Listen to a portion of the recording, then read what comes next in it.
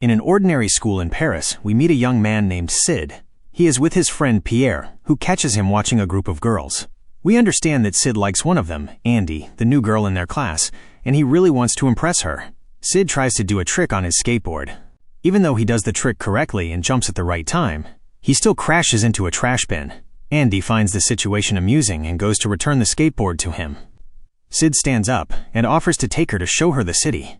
The girl gets very excited, agrees, and asks Sid for his mobile number. However, he doesn't have a phone. Before he can tell her that, Pierre intervenes, interrupts them, and helps his friend by explaining that Sid had to cancel his old number because of a past relationship. After that, Andy has to leave and tells Sid to call her when he gets a new phone. Later, Sid returns home and talks to his mother, telling her he needs her help to buy something important. Although she is surprised by this strange request, she gives him the money, saying it's all she has right now. At night, Sid arrives at his job, and there the manager yells at him for being late. Sid wants to avoid a confrontation, so he apologizes for what happened and asks his manager if he can give him part of his salary because he needs the money for something very urgent. But the manager doesn't care at all, gives him fake money, and mocks his reaction. The next day, Sid goes to an old shop and asks them if they have cheap mobile phones for sale. There, the salesman shows him many options, but Sid says he only has 30 euros. Despite this, the salesman remembers they have a device that has been there for a long time and decides to go get it for him. As soon as Sid sees the phone and its packaging, he gets very excited. The salesman starts telling him about the phone's features. Furthermore, the man tells him that although the original price of this phone is 500 euros, he will accept his 30 euros. As soon as Sid hears this, he doesn't think much and decides immediately to buy it. But when Sid holds the phone, he notices the device isn't working. The salesman finds the situation very amusing and tells him he knows it doesn't work, but he can use it as a device just to show off.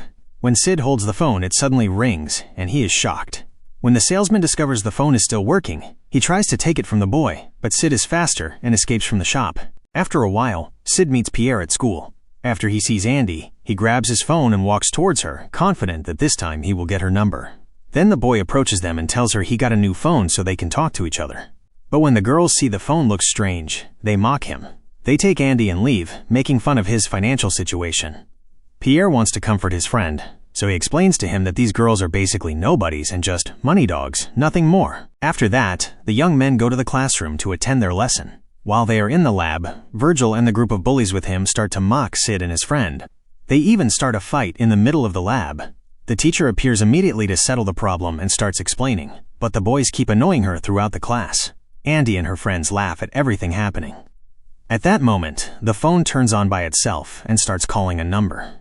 This causes Margot, one of Andy's friends, to receive a call. The girl answers, wondering who it is, but she starts hearing demonic voices coming from the phone, which begin to control all her actions. It ignites the fire in the gas device near Bing and sets fire to the hair of Clemencia, her friend. As soon as Andy finds her friend's head on fire, she starts screaming, which turns the whole class upside down. Students jump on their friend with cloth to put out the fire. The teacher brings a fire extinguisher and puts out the flames.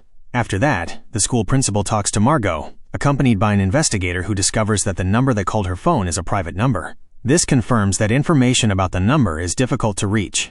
When they find there is nothing in their hands they can do, the men stop the investigation temporarily and let the students leave. The next day, Sid is sitting in his room talking to himself about how much he loves Andy. At that moment, the boy notices his phone has opened a video call with Andy. He gets very tense because he doesn't even know the girl's number.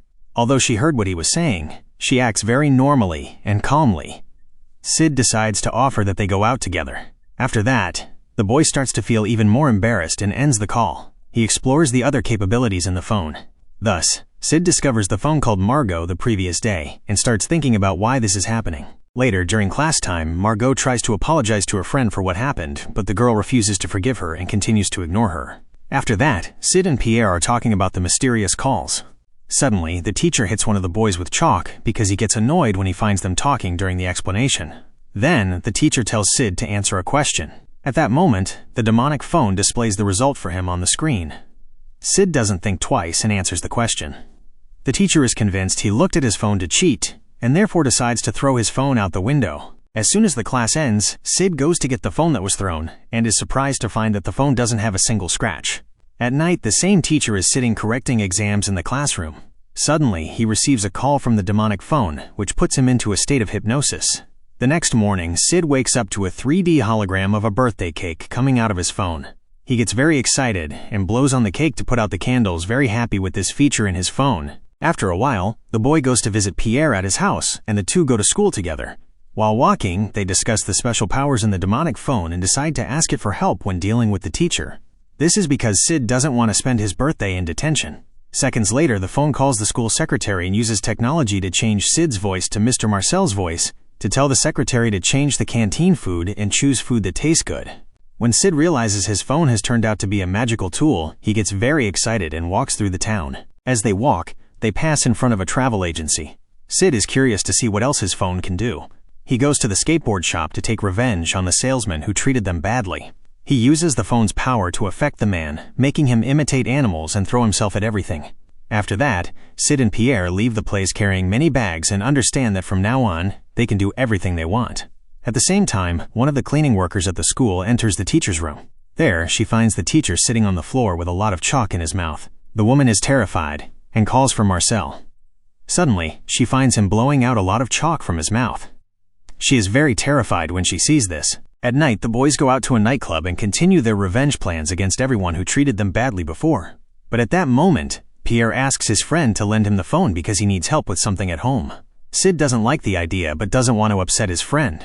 No matter how much Pierre tries to use the phone never works for him. Pierre gets angry and throws the phone into a glass of water and leaves. Sid gets upset. The next day, the boys meet again and reconcile after what happened. But suddenly, Pierre notices the bullies put a fake picture of his mother on the wall. He gets very angry and tries to remove the picture before everyone sees it, so he runs to take it down. When they realize what just happened, Sid moves and starts confronting these criminals with a skateboard, accompanied by Andy. At the same time, Virgil, the leader of the bully group, drives his car to catch the gang. During the chase, Sid and Andy are almost hit by cars in the streets, but this makes the gang stay away from them. They decide to take a shortcut to trap the gang. Virgil gets closer and closer to catch them in his car. But before he can do that, one of the boys receives a call on Sid's phone that makes him put his hand on the steering wheel to crash and have an accident. This makes them crash into a building under construction, and they get covered in cement. Afterward, Sid and Andy are able to reach the criminals.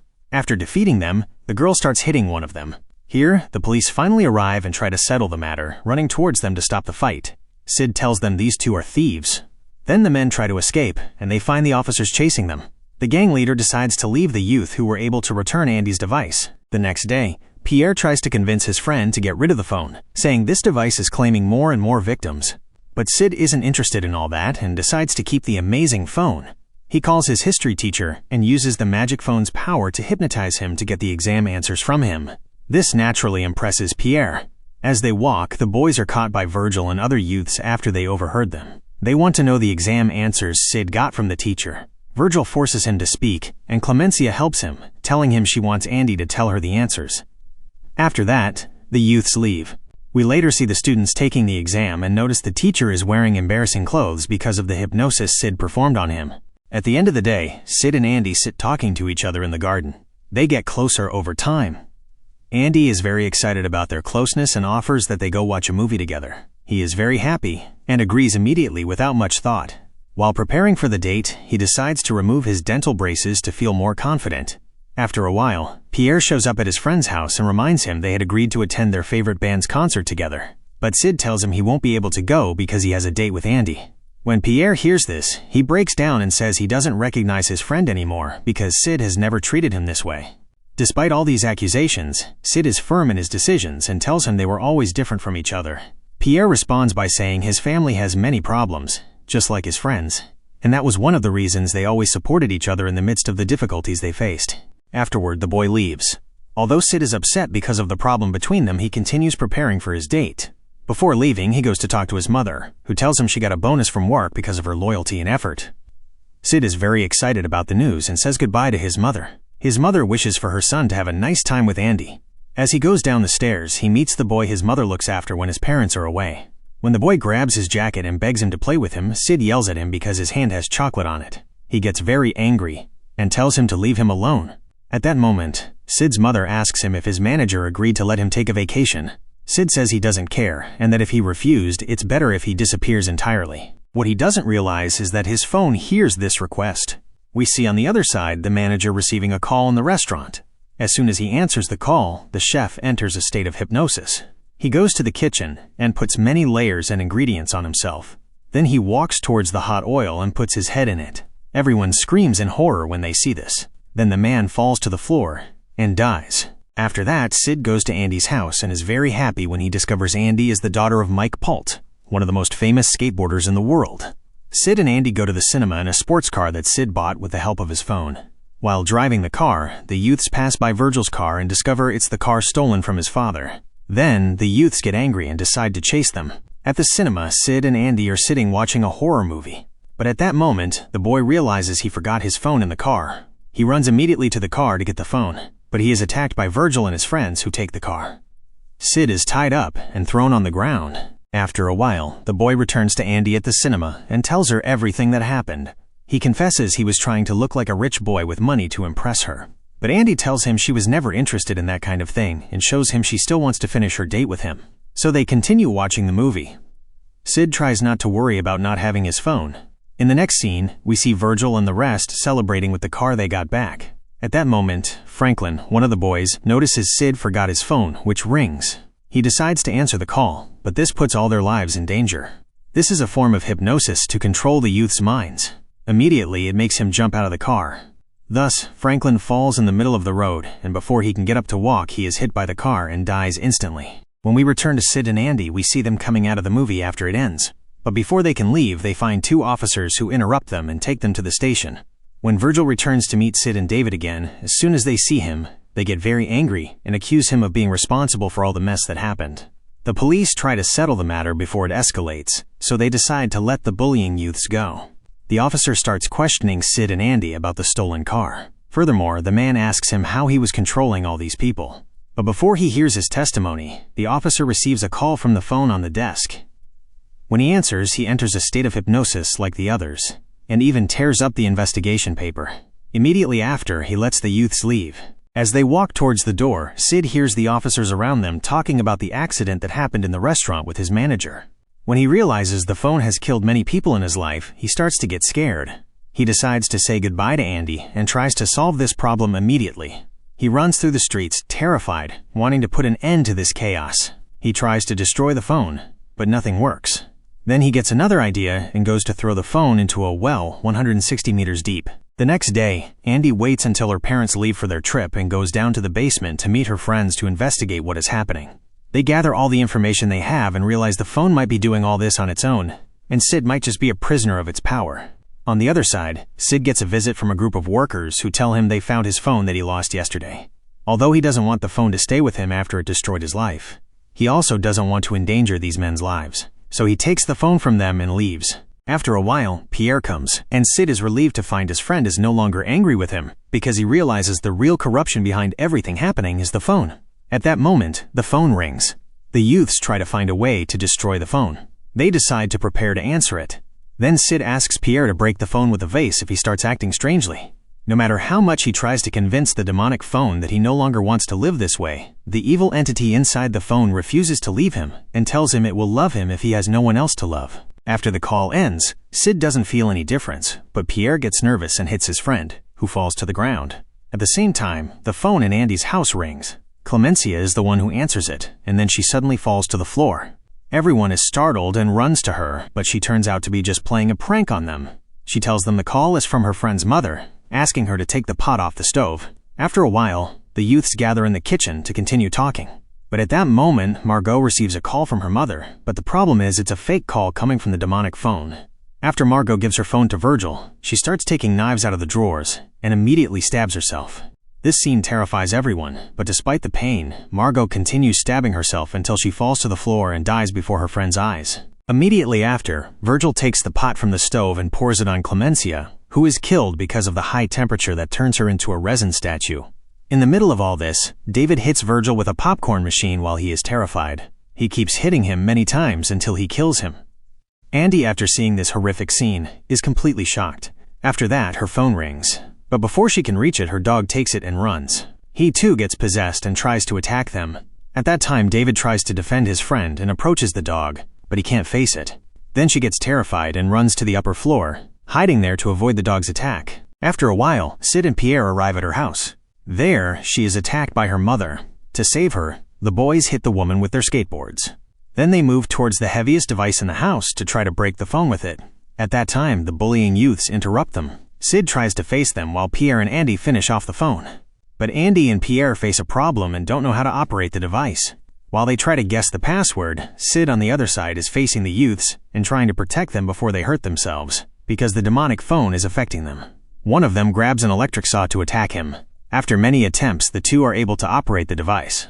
While the phone is being crushed, the boy with the electric saw throws it at the device, which malfunctions and catches the electricity on the table. This, of course, causes him to be electrocuted and die instantly. At that time, they notice that even after being smashed, the phone is still working. Therefore, the youths run towards the school and try to ask for help from the teacher to destroy the phone with chemicals. But the phone has returned to how it was and controls the principal, who forces the teacher to answer the call. Andy gets angry and hits the principal with her skateboard, but it's too late. The woman is forced to swallow a bottle of chemicals in the lab, which destroys her body. Afterward, the youths find a massive group of possessed people coming towards them, and they flee to avoid being killed. But the problem is that the school is surrounded. The youths decide to lock themselves in the lab and decide to try to freeze the phone with nitrogen. At that moment, the principal wakes up and tries to stop them while a herd of possessed youths is standing outside breaking the doors and windows. Then, the youths are able to break through the place. Despite the effort Andy makes to put the phone in the nitrogen, the principal stops her and sacrifices his arm to take the phone out. Immediately after, all the possessed youths attack the students. In the middle of all this mess, Pierre is able to get the phone back. Sid throws the nitrogen tank to his friend, but Pierre has the phone near his ear and hears the devil's voice trying to control him. But despite that, he resists the curse and is able to throw the phone into the tank to freeze it. After a while, the youths wake up amidst a mountain of these possessed bodies. Sid asks Pierre how he was able to do that, and the boy responds saying he was wearing earplugs. After they realize they were able to overcome this curse, the youths hug each other excitedly. In the next scene, we see the youths traveling by boat and throwing the nitrogen cylinder into the sea to make sure no one will ever be able to find this phone and be harmed by it. And here ends the events of our story today. Wait for me in new videos and summaries. Peace.